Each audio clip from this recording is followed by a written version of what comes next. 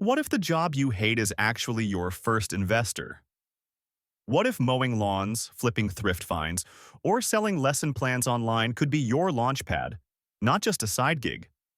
And what if the weirdest ideas, from scented slime to vending machines, weren't flukes, but repeatable formulas for cash flow? These aren't just hypotheticals. They're real gritty stories of everyday people who turned scraps of free time into seven-figure businesses. This is the Money Compendium, where we uncover the truth behind unexpected fortunes, forgotten money tactics, and the quiet hustlers who made it big. Today, we're breaking down 10 side hustles that started tiny and ended up making their founders millionaires. Number 1. The candle maker who quit her job in human resources. Amy Tanner was just trying to stay sane in a high-stress HR job. Her cubicle was stacked with scented candles, lavender, cedar wood, anything to fight the burnout. One night, she watched a do-it-yourself video on candle pouring and decided to try it herself. Using soy wax and essential oils, she crafted her own unique scents and labeled them with dark, funny names like Deadlines in Despair and Sunday Scaries. She listed them on Etsy as a creative outlet, but traction was slow. Then a TikTok video of her process, wick pouring to final label, went viral, pulling in over 2 million views. Orders exploded. She reinvested profits into bulk supplies, hired help for fulfillment, and signed wholesale deals with boutique gift shops and monthly subscription boxes. Within 3 years, she quit HR for good. Her candle brand now brings in over $1.2 million a year. The funny thing, it all started as self-care. Amy's story proves that the stuff we do to survive burnout might actually be the business that sets us free. Number 2. The college tutor who built a tutoring empire. Ben Yu was broke, brilliant, and drowning in textbook costs at UCLA. To make ends meet, he tutored high schoolers in algebra and SAT math. But he couldn't keep up with demand, so he decided to scale up to reach more students at once. Using a $50 mic and a second-hand laptop, Ben started recording short math lessons and uploading them behind a $10 a month paywall on a simple membership site. Students loved the bite-sized format, and his subscriber count grew fast. 3,000 paying members within 18 months. That's $30,000 per month in gains with almost no cost. Later, Ben packaged the content into a full e-learning platform and began licensing his curriculum to public schools and test prep centers. By age 29, he had fully retired from tutoring. His side hustle didn't just scale. It multiplied. The secret? Ben turned knowledge into evergreen content. And next, someone who made 6 figures from a single digital file. Number 3. The gym rat who sold meal plans. Marcus Green was obsessed with fitness, but not so great at finding clients. As a personal trainer barely scraping by, he turned to Instagram to share clean grocery hauls and simple prep meals for beginners. Followers started asking him if he sells meal plans. After it became clear that there was a big demand with little supply, he decided to give it a try. He wrote a basic 4-week guide in Google Docs, exported it as a PDF, and slapped a $20 download link in his bio. In month 1, he sold 80 copies. Not bad. But then a fitness influencer reshared his post. Boom! 8,000 sales in 8 weeks. That one PDF earned him nearly $160,000. With the profits, he expanded into ebooks, mini courses, and a private fitness community. Today, Marcus leads a team of 8 running a full fitness education brand, but the foundation was just a $20 file and a phone camera. So what's the takeaway? If one piece of digital content can solve a common problem, it may also be your ticket to building an empire. Number 4. The couple who flipped thrift store finds. Anna and Leo Jenkins never intended to start a business. Every Saturday, they'd hit local garage sales and thrift stores for fun, until Leo flipped a dusty vintage camera on eBay. Purchase price, $7. Sale price, $210. That flipped a mental switch. They started documenting sold listings to figure out which items were undervalued: electronics, vintage toys, certain books, and home goods. Within a few months, they were flipping 10 to 20 items a week. By year's end, they cleared $8,000 per month in profit. Today, they run a YouTube channel, sell reselling courses, and still flip full-time, earning over $1 million a year across all income streams. Their success wasn't luck. It was research, systems, and relentless consistency. And it started with a $7 garage sale find. Next, a public school teacher who made $500,000 selling her lesson plans. Number 5. The teacher who sold her lesson plans. Emily Tran loved teaching middle school history, but hated how long it took to design creative lessons from scratch. Over weekends, she'd build engaging materials, hand-drawn maps, interactive timelines, and digital worksheets. A coworker told her about Teachers Pay Teachers, a marketplace where educators sell resources. Emily uploaded one lesson plan for $4 and sold 30 copies in a week. She was hooked. Within a year, she built a full library of downloads. By year 2, her monthly income from TPT outpaced her teaching salary. Today, she makes over $500,000 annually and still teaches part-time because she loves it. Her students, they don't just get A's, they get lessons used by thousands of classrooms around the country. Emily turned what she made for her own class into digital gold and never had to leave education to do it. Next up, a broke college student who turned candy into capital. You don't need funding, you don't need a co-founder, and you definitely don't need permission.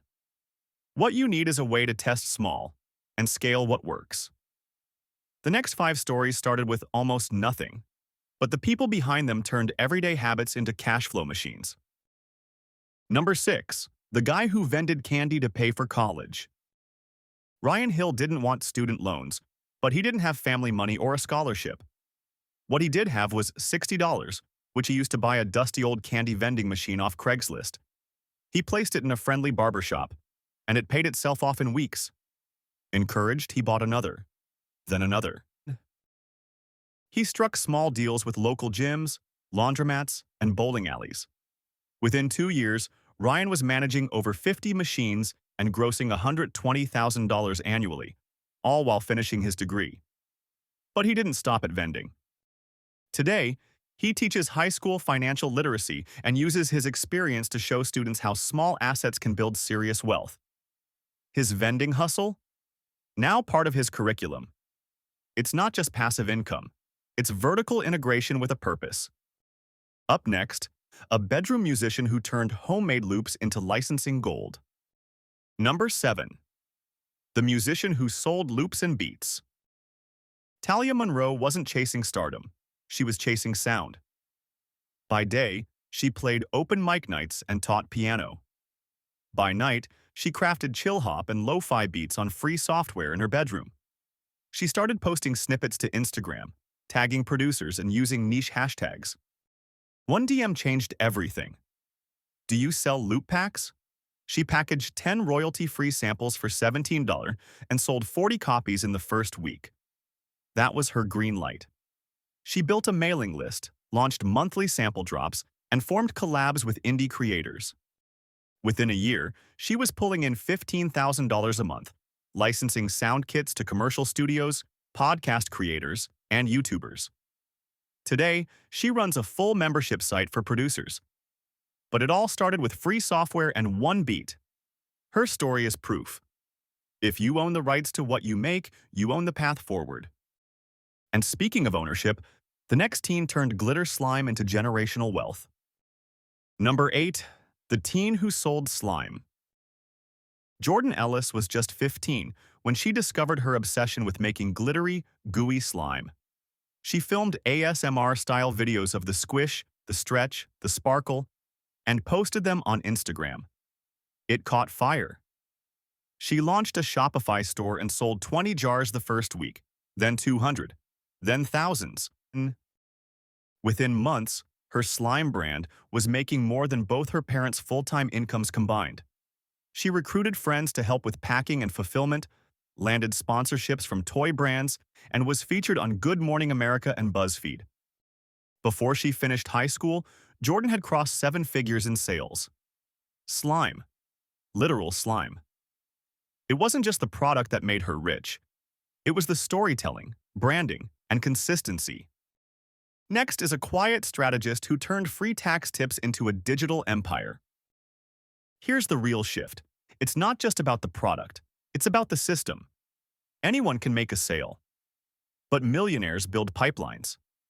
They turn knowledge into content, content into trust, and trust into recurring income. These next two stories, they show you exactly how that looks in real life. Number 9. The accountant who built a niche YouTube channel. Paul Vega never planned to be a YouTuber. He was a freelance tax accountant who filmed a 5-minute explainer on home office deductions and uploaded it just to help a few friends. It got 200 views, but one comment stood out suggesting he could charge for such useful information. That lit the fuse. Paul committed to weekly uploads, ultra-specific tax topics like write-offs for Uber drivers, 1099 hacks, and quarterly filing tips for Etsy sellers. A year later, he had 50,000 subscribers and a backlog of high-trust content. He monetized with downloadable tax templates, one-on-one consultations, and affiliate deals for bookkeeping software. By year 2, his side business pulled in over $400,000, far more than his old client load. Today, he works part-time, but his channel, it works full-time. From freelance accountant to algorithm master, Paul didn't just file taxes, he filed a blueprint for niche authority. Number 10. The busboy who became a coffee king. Luis Ortega was bussing tables at a high-end restaurant when he noticed something strange. The same customers who barely tipped were raving about the house coffee. One night, he asked the chef where they sourced the beans, and then ordered a single bag for himself. He rebagged the beans under a simple brand, slapped on a clean label, and started selling at a local farmer's market. The feedback was promising, and so was the demand. Luis reinvested every weekend's profit into more inventory and better packaging. By year 3, he had a micro roastery with regional wholesale contracts and a loyal online customer base. His coffee brand now generates over $1.3 million a year. He never opened a cafe, never hired a barista, just bought wholesale, added value, and sold with story. From clearing tables to owning the table, Luis is proof that the best businesses come from simply noticing what people already love. These weren't just side hustles, they were stealth businesses, hiding in plain sight. Some started with $60 in Craigslist, others with a beat, a lesson plan, or a jar of slime. But the common thread? They all started small, proved demand, and scaled with strategy. No venture capital, no flashy apps, just execution. And now to shake things up. We just showed you the good. But for our next video, we're diving into the shady. Because for every candle queen or vending machine mogul, there's someone who made a fortune bending the rules or breaking them entirely. Our next video, 10 financial scams that actually worked for a while.